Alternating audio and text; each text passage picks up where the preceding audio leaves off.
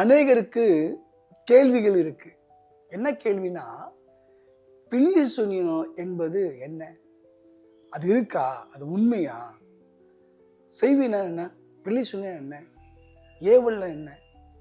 என் அன்புக்குரியவர்களே, நீங்க பலவிதமான ஜாதி மக்கள், இனத்தார்கள், பல மக்களுக்கு நடக்கிற பிரச்சனை இருக்கு.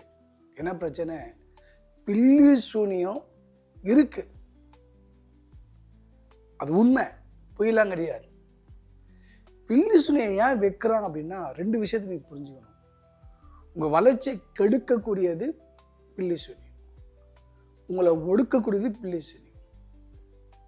இந்த சூனியம் ஒரு வீட்டில் இருக்குது, ஒரு குடும்பத்து மேல இருக்கு, ஒரு கணவர் மேல இருக்கு, ஒரு மனைவி மேல இருக்கு, பிள்ளைங்க மேல இருக்குன்னு சொன்னா எப்படி கண்டுபிடிப்பது?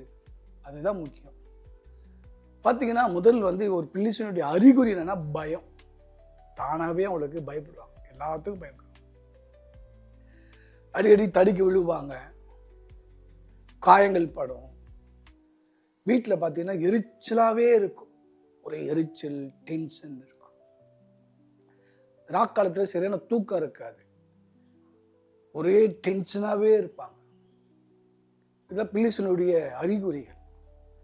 இதுலேருந்து வெளியே வரணும் ஒரே வழி என்னன்னா, நீங்கள் எங்கேருந்தே பரிகாரம் பண்ணியிருப்பீங்க. இந்த பரிகாரம் அந்த பரிகாரம் எவ்வளோ நான் பண்ணிட்டேன். இல்லை, இந்த இரவு உங்களுக்கு ஒரு சான்ஸ்.